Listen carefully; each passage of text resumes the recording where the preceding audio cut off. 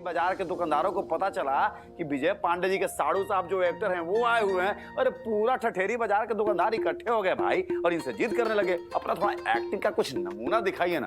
अरे बाप रे, जब भैया अपने एक्टिंग और कॉमेडी से ना पूरा एकदम महफिल लूट लिया भाई, पूरा ठठेरी बाजार जो है ना एकदम लोटपोट के एकदम पागल हो गया एकदम भाई। वैसे शिवानी जी, अरे आपके स्वामी जी का तो दिन बहुत शानदार गया, आप बता दीजिए आपका दिन कैसा गया? जीजू मेरा दिन तो आज बहुत ही सामान्य था। विश्वविद्यालय जाना नहीं था तो पूरे दिन घर पर थी और जी टीवी का भी काम आज नॉर्मल ही था। अरे वो सब तो ठीक है, एक बात बताओ शिवानी, अरे सुबह से ना 4-5 बार फोन लगाया साक्षी जी को भाई, लग ही नहीं रहा उनका फोन। अरे तुम्हारी कोई बात हुई क्या उनसे? जीजू मुझे उनका मैसेज आया था, उन्होंने बताया कि वो नागालैंड के किसी रिमोट एरिया में और वहाँ थोड़ा नेटवर्क इश्यूज है इसलिए वो कॉल नहीं कर पा रही है। पर हाँ, उन्होंने ये कहा है कि आप और मैंडी मिलके ना जी टीवी के दर्शकों के मेल्स और मैसेजेस पढ़ लीजिएगा और प्रथम आप वीरू का होमवर्क करा दीजिएगा प्लीज। तो मैंडी चलो आजा। रात 9:30 बजे प्रसारित होगा शो जाने अनजाने हम मिले। आइए देखते हैं इस शो की कुछ झलकियाँ। रीत तेरी माँ नीता के बहुत करीब है और इतना ही नहीं, रीत ने नीता को इस शादी में बुला लिया।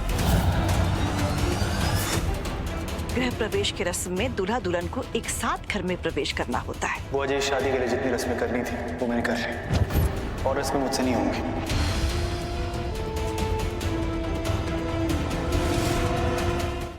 रात 10 बजे देखिए हमारी प्यारी वसु को शुभ वसुधा में। भाई आपको दिखाते हैं वसुधा की कुछ खूबसूरत सी झलकियां। मीट वसुधा सोलंकी, चौहान हाउस की होने वाली महारानी, आई मीन वाइफ।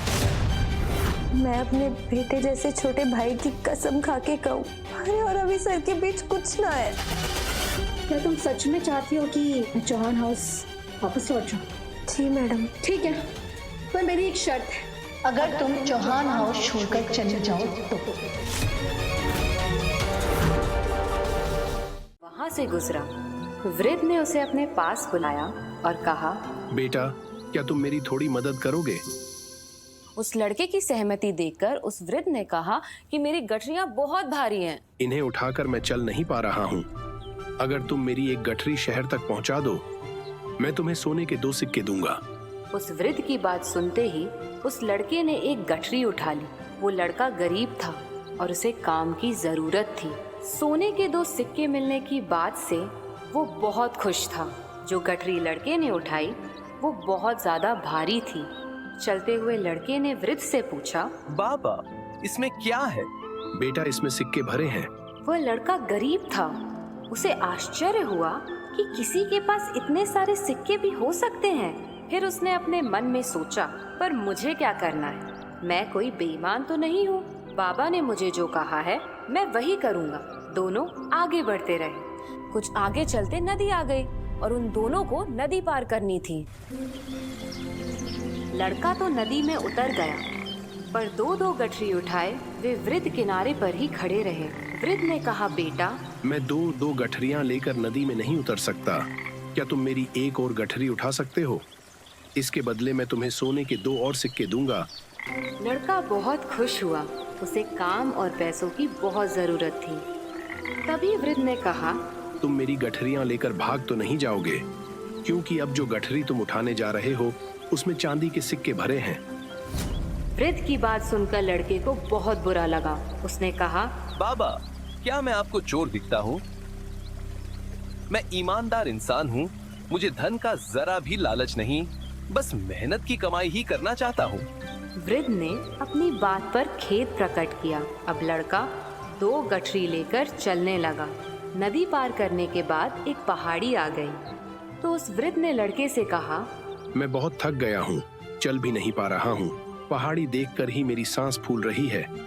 बेटा तुम मेरी तीसरी गठरी उठा लो, मैं तुम्हें सोने के 2 और सिक्के दूंगा, पर मेरी गठरियां लेकर भागना नहीं, क्योंकि तीसरी गठरी में सोने के सिक्के भरे हैं। अगर तुम मुझे शहर तक पहुंचा दोगे तो 6 सोने सिक्के तुम्हें मिलेंगे। उस लड़के ने कहा, बाबा आप बार बार एक ही बात क्यों कर रहे हो? मैं लालची नहीं हूँ। आप जहाँ कहेंगे वहाँ मैं आपकी गठरियां पहुँचा दूंगा। मुझे मेरी मेहनत की कमाई ही पसंद है। वृद्ध ने तीसरी गठरी भी उस लड़के को दे दी।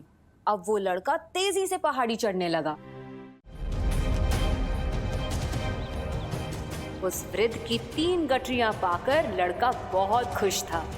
अपने घर पहुंचकर उसने गठरियां खोली तो उसमें सोने चांदी की जगह मिट्टी के सिक्के थे। ये देखकर वे बहुत हैरान था। उसने सोचा कि उस वृद्ध आदमी ने मुझसे झूठ क्यों बोला। तभी उसे मिट्टी के सिक्कों के साथ एक चिट्ठी दिखाई दी। हाँ, उस चिट्ठी में लिखा था, ये पूरा नाटक इस राज्य के खजाने की सुरक्षा के लिए राज्य के एक ईमानदार इंसान की खोज के लिए रचा गया था। बूढ़ा कोई और नहीं बल्कि तुम्हारे राज्य के राजा हैं।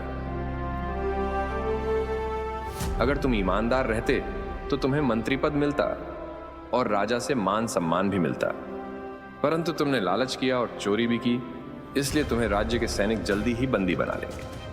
उसी समय राज्य के सैनिक उसके घर आ गए और उन्होंने उस लड़के को बंदी बना लिया। उस लड़के को अपनी लालच और गलती पर पछतावा होने लगा। उसने छोटे से लालच में बहुत बड़ा अवसर खो दिया था। बहुत अच्छी कहानी सुनाई आपने मौसी। इससे हमें 2 चीजें समझ में आई। पहली कि हमें शर्त नहीं करनी चाहिए क्योंकि वो हमें शोभा नहीं देता, और अभी हम शर्त के लिए बहुत छोटे हैं। अच्छा, और दूसरा कि हमें कभी लालच नहीं करनी चाहिए क्योंकि लालच बुरी बला है। बिल्कुल सही वीरू, लालच सचमुच बहुत बुरी बला है। लालच से कभी कभी हाथ आया बहुत अच्छा अवसर भी हाथ से छूट जाता है। देखो वीरू, अगर तुम्हारी सोच और नीयत अच्छी हो ना तो पैसा कमाने की लालसा रखना बुरी बात नहीं है। और अभी वैसे भी तुम्हारे पास बहुत वक्त है, अभी तुम छोटे हो, जब बड़े बन जाओगे ना तब पैसे की लालसा रखना। समझ गए मौसा जी।